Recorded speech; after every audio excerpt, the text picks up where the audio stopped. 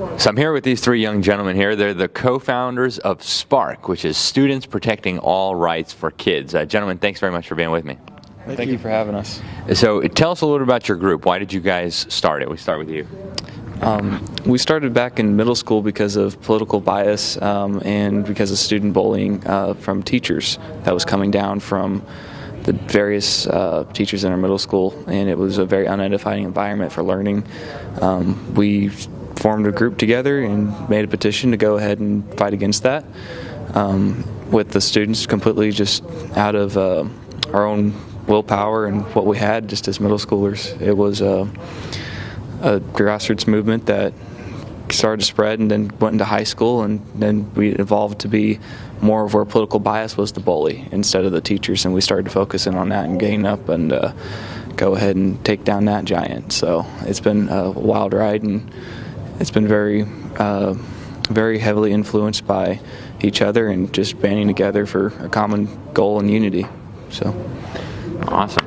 So Dylan O'Neill, and how did you guys end up conservative at 14? That's interesting with what's going on in the government schools. How did you guys even recognize that this stuff was going on?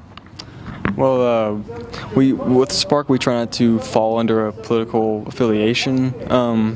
We kind of realized that we were that young because when high school, there was just so much of it that you just had to do your research on it. So we had meetings, and we'd have to explain to students, what was going on, because a lot of students didn't understand. But there being so much indoctrination, so much political bias, you just had to look it up.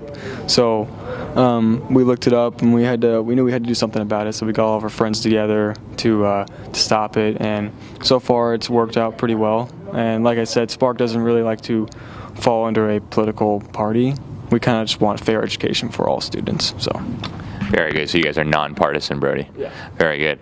And what are some examples? Like, what's some of the political indoctrination? What's some of the rights that you guys have seen infringed upon that have motivated you and that you've seen over the years working on this cause, Mason?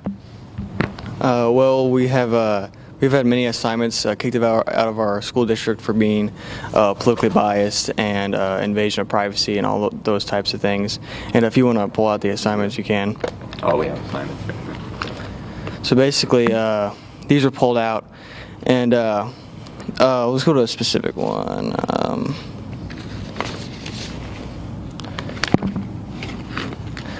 These right here are lenses that the students have to look through to see like different perspectives of culture and stuff, but most of them are not like Christian or like constitutional. They're more like feminist, and they're like critical thinking lenses. And yeah, I looked at these the other day. There's some pretty fascinating stuff here. They force the kids to look at these texts through Marxist lens. You have feminist lens, but of course there is no Christian lens. There is no conservative lens, no constitutional lens, anything like that, huh? So yeah, it sounds pretty amazing. And so what do you guys do? Like, what would be an example of you guys taking action on something? So you find out that students are being indoctrinated or that students' rights are being infringed upon by the school. What do you guys do then? Well, what we would do if we found something that was indoctrinating students is we would go and we would address it with the teacher and find out where the source of it is coming from, and then go about the processes with their school district. Most school districts have got policies in place that remove curriculum, and most people, they're in the student handbook that the people give out in the beginning of the school year. Everybody's parents have to sign them, and they throw them in a trash can. But it's in there, and so you go through there and you find things that are slanted, and you can pull most of those out because school districts have means of pulling stuff. And just going by, and it took us a few months to get some of these assignments removed from our curriculum because the school board did not want to change to get funding from state, to do this kind of curriculum. But through petitions and very intensive negotiations with the school board and administrators, we go about their own processes and force their hand to move on this. We also started a bill at our local. Started a bill at the capital of Missouri. It's called the Spark Bill, and basically what it would do, it would make indoctrination illegal. So teachers wouldn't be able to use the classroom for political indoctrination, or there'd be consequences. And I think that's a necessary action. There shouldn't be indoctrination, and whoever's fighting for indoctrination needs to rethink. If your kid was going to public schools, what would you want them to see? What would you want to happen to them? So we're making that bill right now. So. And where can people find this legislation? Do you guys have a model bill somewhere so that kids in other states can work on that? Where can people learn more?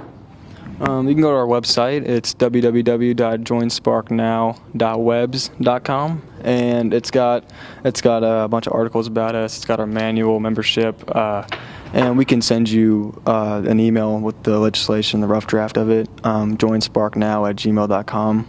You get all the information out of that. We also have Facebook, which is Spark in all caps, and Instagram, Spark_students. So we have a lot to give out to people. We can show everyone the assignments too. So if you want to look at anything like the bill, what we're doing next, just go to our website or Facebook or anything like that. Wonderful. Well, gentlemen, it's really been a pleasure speaking with you. Thank you guys for what you're doing. It's Dylan O'Neill. Thank you. Brody Pesca and Mason Petska. Thank you guys very much for what you're doing. Keep up the great work, and we'll be in touch.